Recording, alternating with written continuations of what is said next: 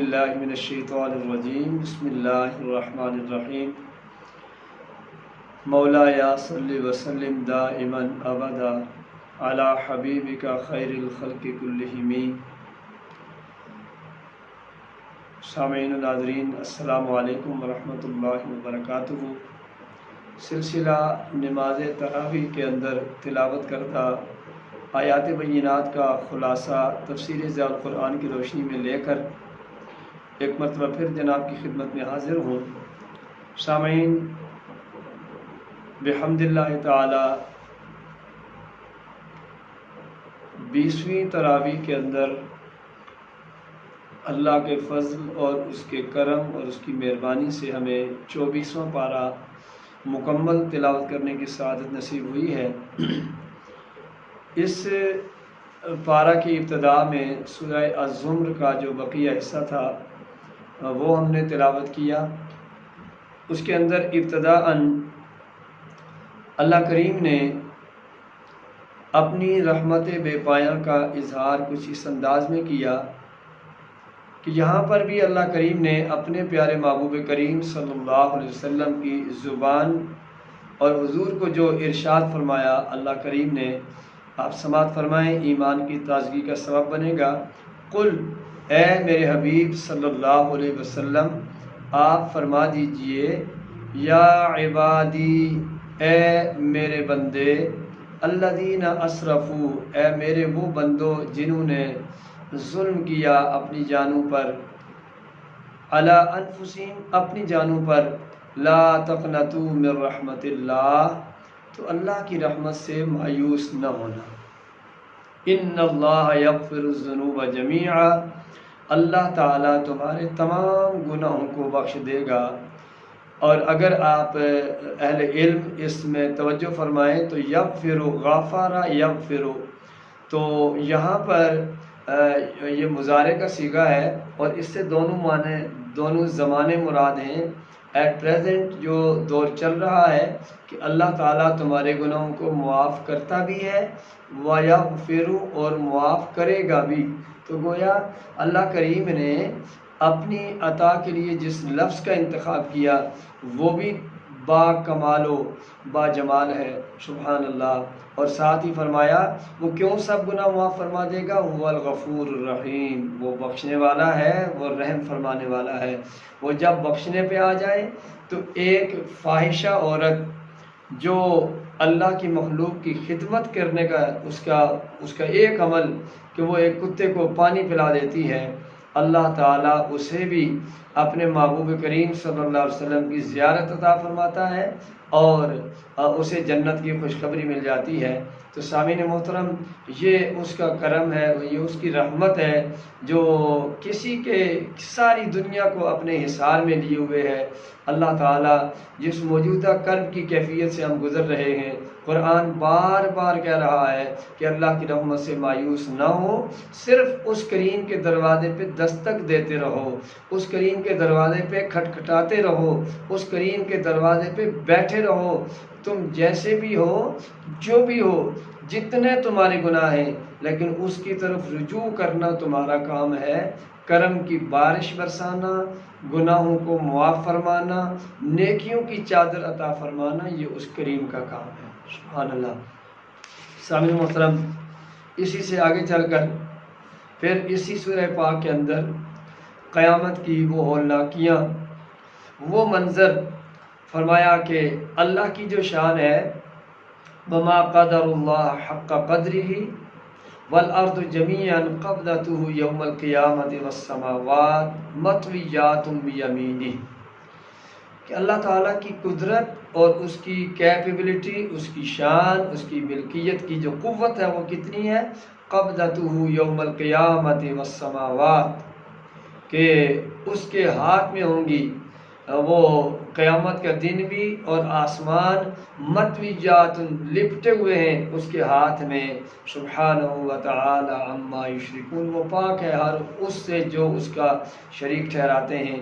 اور پھر قیامت کے آنے کا جو انڈیکیشن، جو سائن، جو سگنیفیکیشن دی گئی ہے یہاں پر، وہ کیا ہے، وَنُفِخَ فِي الصُّورِ، اور سور کو پھونکا جائے گا۔ کون پھونکے گا؟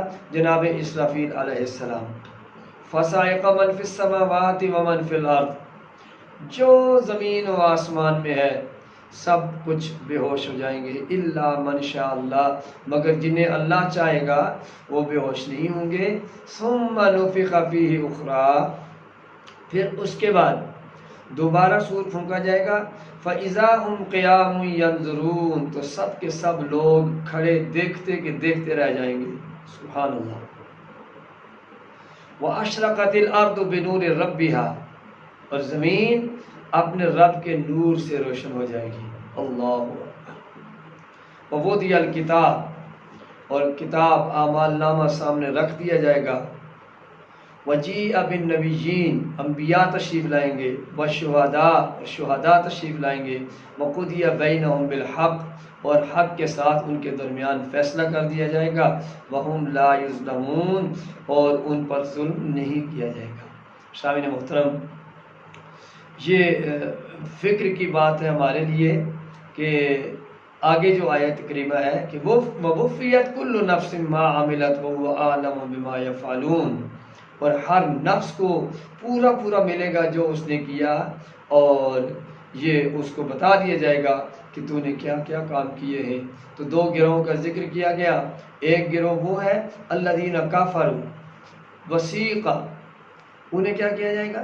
لے جایا جائے گا جنہوں نے کفر کیا ہوگا، الی جہنم، جہنم کی طرف، یہاں تک کہ جب وہ آئیں گے فتحت ابوابها، تو اس کا دروازہ کھول دیا جائے گا، اس کے دروازے کھول دیے جائیں گے۔ قال لهم خزنتها، ان کو جو جہنم کا خزانچی ہے جو دروازے پہ ہے وہ کہے گا الم یاتکم رسول منکم، او یہاں پہ آ گئے ہو، کیا تمہارے پاس دنیا میں اللہ کا رسول نہیں آیا تھا؟ یتلون علیکم آیات ربکم، کہ جو تمہیں اللہ کی قرآن کی آیات پڑھ کے جنہوں نے سنائی، جنہوں نے اللہ کی نشانیوں کے بارے میں تمہیں بتایا، وَيُنذِرُونَكُمْ لِقَاءَ يَوْمِكُمْ هَذَا، اور جو تمہیں ڈراتے رہے کہ ایک دن آنا ہے، you have to stand, you will be investigated in the court of Allah، کیا تمہیں انہوں نے نہیں بتایا کہ تمہیں اللہ کی بارگاہ میں پیش ہونا ہے؟ اللہ اکبر۔ کون کہے گا کہ نہیں آئے تھے؟ قالوا بلا۔ سامعین، اس کے بعد انہیں کہا جائے گا ادخلوا ابواب جہنم خالدین فیہا، سب کے سب ہمیشہ کے لیے تم جو ہے وہ جہنم میں داخل ہو جاؤ۔ سامعین، اس کے بعد دوسرا گروہ وسیق الذین اتقوا ربهم الى الجنۃ زمرا، وہ لے جایا جائے گا ان لوگوں کو جنہوں نے تقوی اختیار کیا، کس کی طرف؟ جنت کی طرف۔ حتی اذا جاؤها، جب وہ اس کے دروازے پہ پہنچیں گے، فتحت ابوابها، تو جنت کے دروازے کھول دیے جائیں گے۔ وقال لهم خزنتها، اور جو جنت کا خزانچی جو دروازے پہ کھڑا فرشتہ ہوگا کہے گا سلام علیکم، تم پر سلامتی ہو، طبتم فادخلوها خالدین، اب تم سکون سے اسی جگہ پہ رہو۔ سبحان اللہ۔ اور اہل جنت کیا کہیں گے؟ الحمدللہ الذی صدقنا وعدہ وَأَوْرَثَنَا الْأَرْضَ نَتَبَوَّأُ مِنَ الْجَنَّةِ حَيْثُ نَشَاءُ، یہ اللہ کی مہربانی ہے، اللہ نے اپنا وعدہ سچ کر دکھایا۔ تو سامعین محترم، اب فیصلہ ہم نے یہ کرنا ہے کہ دونوں گروہوں کا ذکر اور ان کا انجام اللہ کے قرآن نے بیان کر دیا ہے۔ اب ہم نے اس بات کے اندر غور کرنا ہے کہ ہم کہیں اس ڈگر پہ تو نہیں چل رہے کہ جہاں قیامت کی ہولناکیوں میں بہت ہی کٹھن منزل ہے۔ سامعین، جہنم کا، معاشر کا، جہنم کا سب سے کم ترین عذاب وہ آگ کے جوتے ہوں گے، اور جس کا کم ترین عذاب آگ کے جوتے ہیں تو اس سے اوپر والے عذاب کا عالم کیا ہوگا؟ الامان والحفیظ۔ اللہ کریم ہمیں اس کی ہولناکیوں سے محفوظ فرمائے اور اچھے کام کرنے کی توفیق عطا فرمائے۔ سامعین محترم، اس کے بعد پھر اس سے اگلی سورہ پاک ہے المؤمن۔ اس سورہ پاک کے اندر اللہ کریم نے اپنے بندوں کو ایک خوبصورت پیغام دیا۔ وہ کیا ہے کہ وَأُفَوِّضُ أَمْرِي إِلَى اللَّهِ، تم جب اپنے کاموں کو یہ کہہ کر اللہ کے سپرد کر دیتے ہو کہ میں نے جو میرے سے ہو سکتا تھا، جو میرے اندر اللہ کی دی ہوئی طاقت تھی، اس سے تو میں نے یہ کام کیا ہے، لیکن اب اس کو میں سپرد کرتا ہوں اللہ کے۔ ان اللہ بصیر بالعباد، اور اللہ وہ ہے جو اپنے بندوں کو دیکھنے والا ہے۔ سامعین محترم، پھر اسی طرح آگے چل کر اسی سورہ پاک کے اندر اللہ تعالیٰ نے اپنے پیارے محبوب کریم صلی اللہ علیہ وسلم کے قلب اطہر کی جو روشنیاں اس کائنات میں بکھیری، کیا فرمایا؟ هو الذی خلقکم من تراب، اللہ وہ ہے جس نے تمہیں مٹی سے بنایا، ثم من نطفہ، پھر تمہیں نطفہ کی صورت میں پیدا کیا، ثم من علقہ، پھر تمہارا ایک لوتھڑا بنا، ثم یخرجکم طفلا، پھر تمہیں اس میں سے ایک جو بچہ کر کے نکالا، ثم لتبلغوا اشدکم ثم لتکونوا شیوخا، پھر تمہارے اوپر جوانی آئی، پھر تمہارے اوپر بڑھاپا آیا، ومنکم من یتوفی من قبل، اور جو تم میں سے اس سے پہلے فوت ہو گئے، وَلِتَبْلُغُوا أَجَلًا مُّسَمًّى، جن پر یہ سٹیج بھی نہیں آیا، اور ان قریب تم نے اس معین مدت کی طرف پہنچنا ہے، لَعَلَّكُمْ تَعْقِلُونَ، یہ ساری نشانیاں بیان کرنے کا مقصد کیا ہے؟ تاکہ تم غور کرو، فکر کرو، سوچو کہ ہم نے ایک نہ ایک دن اس کریم کی بارگاہ میں جانا ہے اور اپنے اعمال کے بارے میں سوال و جواب اس کی طرف دینے ہیں۔ سامعین محترم، پھر اس سے اگلی سورہ پاک ہے حامیم السجدہ۔ اس سورہ پاک کے اندر اللہ تعالیٰ نے اپنی جنت کو سنوارا ہے، اور کن کے لیے؟ ان الذین قالوا ربنا اللہ، جنہوں نے یہ کہا کہ اللہ ہمارا رب ہے، ثم استقاموا، پھر اس پر ڈٹ گئے، پھر زمانے کی آندیاں، شیطان کے مکر و فریب، اس کی تباہ کاریاں، اس کے ہیلے بانے ان کے پائے ثبت میں تزلزل نہیں لا سکے، بلکہ وہ ثابت قدم رہے چاہے کچھ بھی ہو جائے۔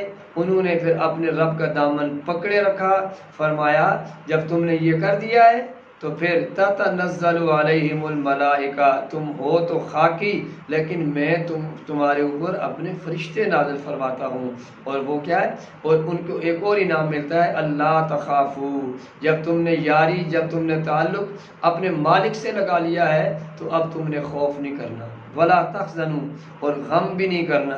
سامعین، خوف وہ ہوتا ہے جو وقتی طور پر ہوتا ہے، اور غم کیا ہوتا ہے؟ جو بعد میں آنے والا۔ تو فرمایا نہ تمہیں اس دنیا میں کوئی خوف ہے، نہ تمہیں آخرت کا غم ہونا چاہیے۔ کیوں؟ کہ تم نے اس کریم سے، اس مالک سے اپنا تعلق قائم کر لیا ہے۔ وَآمَنَهُم مِّن خَوْفٍ، جب تم حالت خوف میں ہوتے ہو تو وہ تمہیں امن عطا فرماتا ہے، اور ساتھ ہی فرما دیا ڈرے کیوں تم، آپ کو ڈرنے کی ضرورت کیا ہے؟ نحن اولیاؤکم، ہم تمہارے دوست ہیں۔ سبحان اللہ، فی الدنیا والآخرہ، اس دنیا میں بھی، والآخرہ، اور آخرت میں بھی ہم تمہارے دوست ہیں۔ اور پھر کیا؟ وَلَكُمْ فِيهَا مَا تَشْتَهِي أَنفُسُكُمْ، اور تمہیں وہ ملے گا جو تمہارے نفس چاہیں گے۔ وَلَكُمْ فِيهَا مَا تَدَّعُونَ، اور جس کا تم سے وعدہ کیا گیا تھا۔ اتنی عنایات کیوں ہو رہی ہیں؟ اتنی کرم نوازیاں کس وجہ سے ہو رہی ہیں؟ فرمایا نزلا من غفور الرحیم، یہ جو تمہاری میزبانی ہے یہ اللہ کریم کی طرف سے ہو رہی ہے۔ سامعین محترم، ذرا سوچئے گا، جو اس کو نہیں مانتے وہ ان کو بھی دیتا ہے، بے حد و بے حساب دیتا ہے، اور جن کا وہ خود میزبان بن جائے ان کے اوپر کرم نوازیوں کا عالم کیا ہوگا۔ واہ سبحان اللہ، اللہ کریم کی کرم نوازیاں، اس کی مہربانیاں، یہ اس کی عنایات ہی ہیں کہ ہم جیسے گناہ گاروں کو وہ مالک سنبھالے ہوئے ہے۔ اور آگے فرمایا وَمَنْ أَحْسَنُ قَوْلًا مِّمَّنْ دَعَا إِلَى اللَّهِ، سب سے بڑی بات دعوت إِلَى اللَّهِ، اس بندے سے اچھی اور کس کی بات ہے کہ جس نے اپنے رب کے رستے کی طرف بلایا۔ تو سامعین محترم، اہلیان مکہ نے، قریش مکہ نے حضور کو کیا کیا آفرز نہیں دی کہ اگر آپ چاہیں تو سورج آپ کے دائیں ہاتھ پہ، چاند آپ کے بائیں ہاتھ پہ رکھ دیا جائے، دنیا کی دولت آپ کو دے دی جائے، حسن آپ کو دے دیا جائے، سب کچھ آپ کے نام کر دیا جائے، صرف آپ اس دعوت کو چھوڑ دیں، اس پیغام کو پھیلانا چھوڑ دیں۔ تو نبی کریم صلی اللہ علیہ وسلم نے فرمایا میں اس بات کو کیوں چھوڑوں جسے اللہ نے قول احسن فرمایا ہے؟ مجھے ان دنیا کی ان لذات اور دنیا کی ان خواہشات کی ضرورت نہیں ہے، بلکہ حضور نے تو ایک ہی جملے میں ارشاد فرما دیا الفقر فخری، مجھے فخر کس بات پر ہے کہ مجھے فخر پہ جو ہے فخر ہے کہ ایک وقت کا ملے اور دوسرے وقت کے لیے پھر اپنے مالک کی بارگاہ میں ہاتھ پھیلاؤں۔ تو سامعین محترم، یہ ہے دعوت اللہ کا حسین خوبصورت انداز۔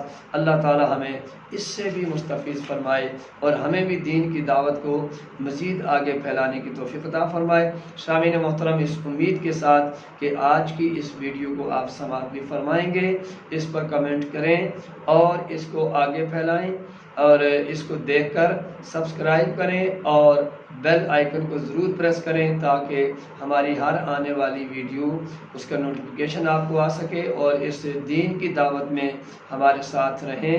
اللہ تعالیٰ رمضان کی برکات سے ہم سب کو مستفیض فرمائے۔ جو ہمارے دوست احباب مساجد میں، جو مائیں بہنیں بیٹیاں گھروں میں اعتکاف بیٹھ رہی ہیں، اللہ تعالیٰ رمضان قرآن کی برکت سے ہم سب کے اعمال کو قبول و منظور فرمائے اور موجودہ صورتحال جو کرونا مرض کی صورت میں ہمارے اوپر ایک مصیبت ہے، اللہ تعالیٰ اعتکاف کی برکت سے، رمضان کی برکت سے، قرآن کی برکت سے، اس سارے فیضان کی برکت سے اس بیماری سے ہم سب کو نجات عطا فرمائے۔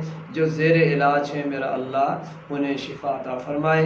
والسلام علیکم ورحمۃ اللہ وبرکاتہ۔